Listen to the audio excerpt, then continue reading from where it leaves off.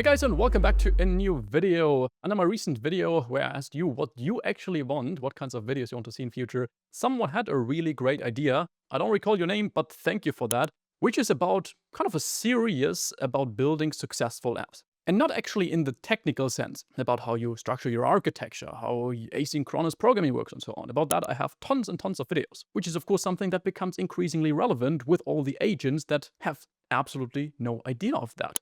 It are in the end very useful in order to take existing plans and generate code, implement these plans, but they are not very good at making the right high-level decisions for your project because they just lack a lot of context they often can't even have.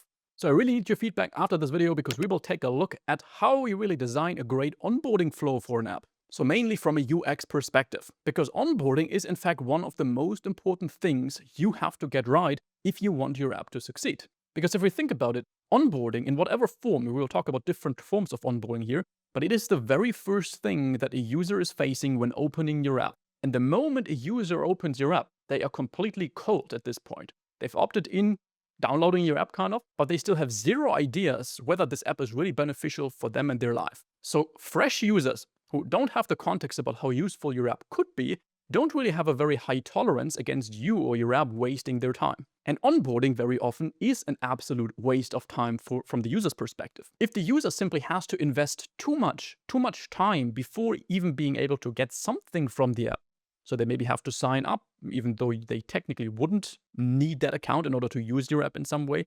They have to accept 10 different permission prompts. They have to click through long tutorials where some kind of speech bubbles keep on appearing everywhere.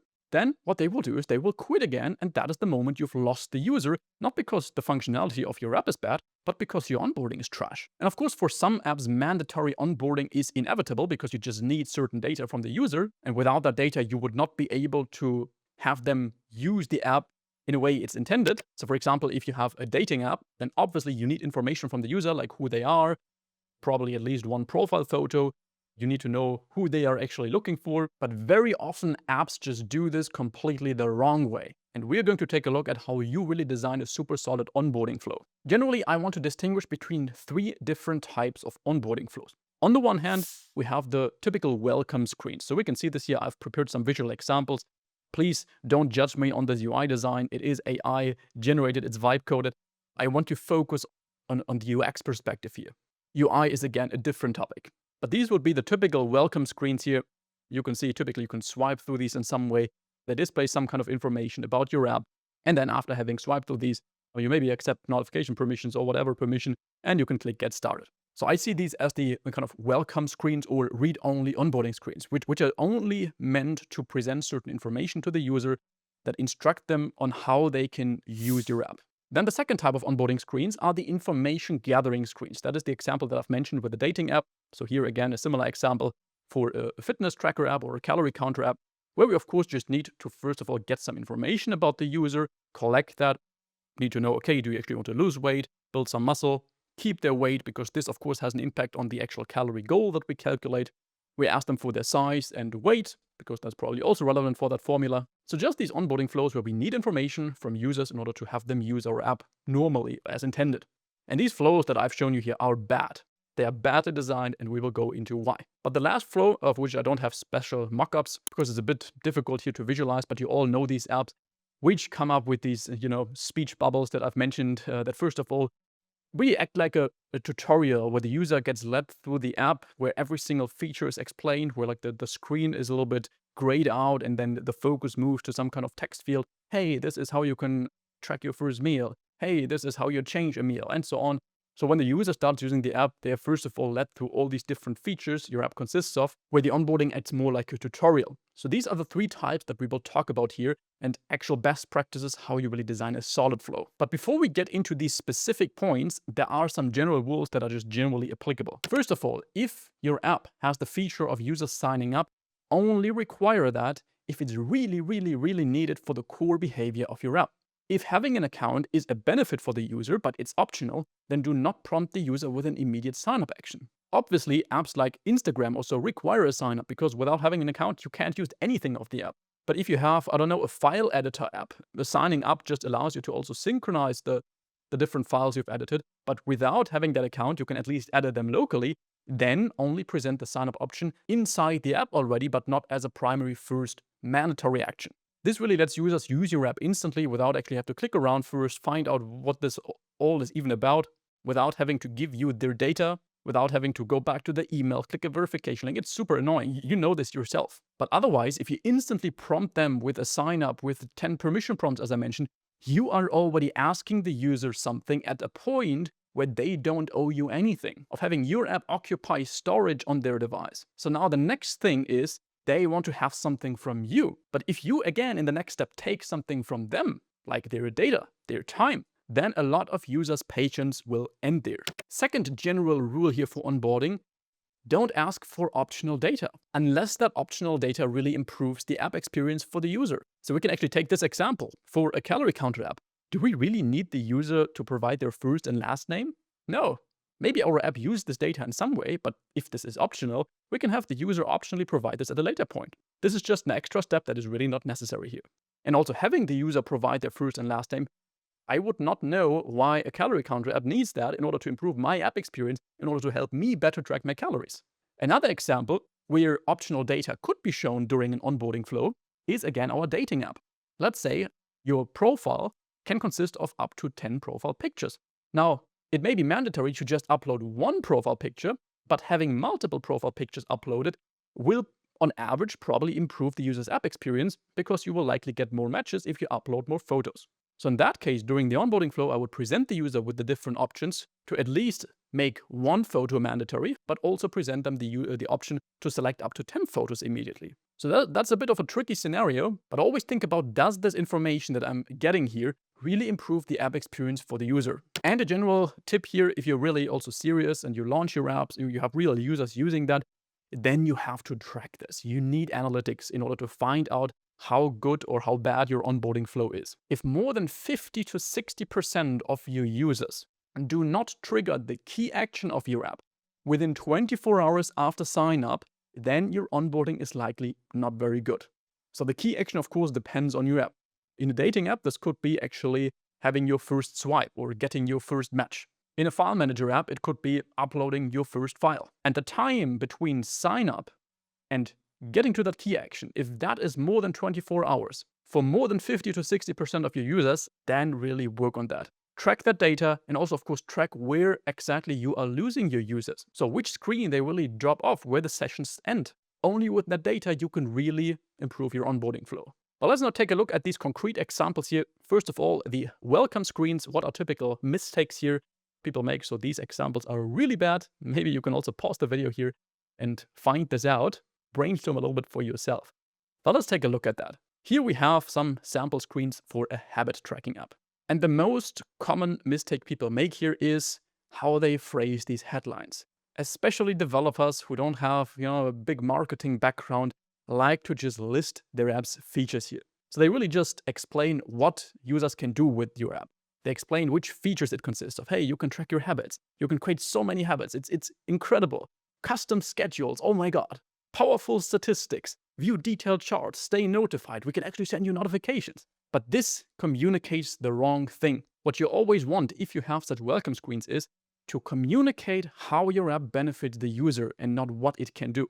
So if we take a look at some improved variants here, then you can see what I mean. It's the exact same onboarding screens, but with different texts. You just lost your last excuse. Now with this app, you have no more excuses of actually sticking to your habit, of finally getting to the gym regularly. Because you can't use, oh, I forget about it as an excuse anymore, because our app will take care of it. You build real momentum. Oh, we actually always show you your streaks. You see it grow by day. You never lose motivation again. You never forget about what matters to you anymore. If you say, it matters to me that I regularly go to the gym, then our app will make sure that you don't forget about that anymore, that you will stick to what matters to you. So do you know what I mean? You should really communicate how your app benefits the user. What value does it bring to their life, rather than just listing features. Another thing you can notice is, if you just have such read-only screens, offer an option to skip. If users don't care, then you should give them the option to not care. If you're maybe a founder of your app, you care way more about your own app than your users do. This is completely normal. And you maybe find it super cool to show them all these different features and what cool things your app can do, when for the user, maybe only one thing actually matters. And even that thing, they just want to try out themselves. You've probably also skipped tutorials in the past. and so will your users. So give them the option to skip if something is skippable. Let's now take a closer look at these information gathering onboarding flows. I've already mentioned optional data should be dropped. So here in this calorie counter app, we definitely don't need the first and last name. This screen I would completely drop from this whole onboarding flow. If we take a look at the second screen, what's your goal? This is probably something that is needed here to some degree, because the goal dictates about the initial calorie count that we want to present the user here. And depending on whether they want to lose weight, build muscle, of course, the amount of calories they need to track changes. In this case, I would say the different goals that are presented here are a little bit too little. Maybe the user says, hey, I actually don't yet know what my goal is. Just let me try the app and see if I can actually get along with it, if I actually like the way of tracking my meals, and then I can decide about what I actually want with all this. So here I would say it would be reasonable to also present them an I don't know or decide later option. What's your size and weight? That is definitely needed information in order to calculate the amount of calories per day. So of course, keep it simple. Maybe I would also add a note here why you're actually getting that data, because it's of course quite personal data. And if we take a look at the last screen here, where they can then decide about how they split their macros, this should be left away. This is something where you're already prompting the user with something they may have no idea at all about. Especially if you don't have a lot of knowledge about nutrients, about macros.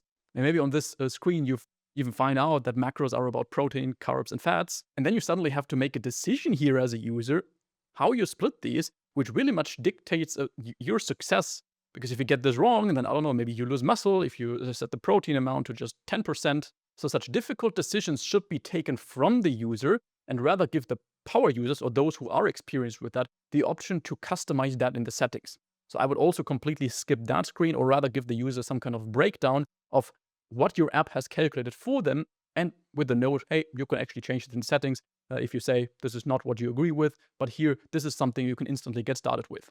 And a tip for these onboarding flows that collect data: always save the current onboarding state in local preferences. Especially if you have some longer forms and the user maybe has to fill out some text fields, has to really give you your data. It is super frustrating if they maybe quit the app is killed by the system because of memory pressure, process that happens, and all that data is lost. Or they simply quit the app, come back later, and they have to go through all that again. This makes them quit. So it's simple, really just with every single step, add a little bit of data, so exactly the data that was filled out in that step, to your local preferences, and then just read the entire onboarding state from local preferences, so you can directly lead the user to the next onboarding step where they've left at. Then let's take a look at a better example here. Again, from a UX perspective, the designs are really not great. So here for what's your goal, I added a decide later option. In that case, we would just maybe assume that they want to keep their weight. We say, okay, your size and weight, as I mentioned, that is mandatory data. And then here, this is just a screen where we present what we recommend to the user, this amount of calories based on your goal. This is a balance split to start with. You can fine-tune these percentages anytime, in the settings maybe. And we want to present them a call to action to finally get them to the key action, to whatever you want them to get to, that really starts showing the users the advantages of having this app. In this case, hey, track your first meal now. But in this case, I would still also provide a secondary continue button. The user is currently somewhere where they don't have any context on what kind of meal they track. They still should be led to the overview screen or so they can start playing around with it. So you can see there's a lot of nuance you should stick to here if you want to make your onboarding solid. Let's take a look at the third category, so the tutorial style onboarding, for which I don't have any visuals here, but it's completely understandable by just talking about it. If you've personally ever skipped a tutorial, whatever form that tutorial is, be it a tutorial for some kind of video game, be it a tutorial inside an app that explains all its features, if you've ever skipped that, then you know why. And you can be sure that your users will also skip it. The moment someone installs an app, they want to start using that app as soon as possible. Rather than being forced into some kind of rigid onboarding flow they have to first click through, this is something that really frustrates a large amount of users. Still, you may want to instruct the user a little bit on how to work with given features, especially if you have some complex features. So this is definitely a type of onboarding that you can stick to, but the much better approach here is to make it on demand. Do not, when the user just goes to the first screen of your app, do not show them everything of your app, everything it can do, show multiple pop-ups that the user just clicks away. But when the user is actually going to a certain feature, initiating a certain action, like tracking a meal, then you could say, okay, now just for that feature, give them a brief introduction. Hey, here you can enter the title. here is the description, this is optional, you don't need this, and here is in the end whatever food you've tracked. Just as an example. So just on demand when the user is about to do something, so when they already say, hey, I want to now finally use the app for what it's intended for, then you can show them, hey, this is how it works. I also wouldn't blindly do this for every single feature, but I would stick to the Pareto principle here. So that means for the 20% of your app's features that are used by 80% of your app's users, I would add such an onboarding flow if using that feature is not obvious. Or if there are some maybe uncommon tips you can give the user that may not be obvious. So such good onboarding flows with tutorial-like onboarding that happens across sessions and not just in the first session.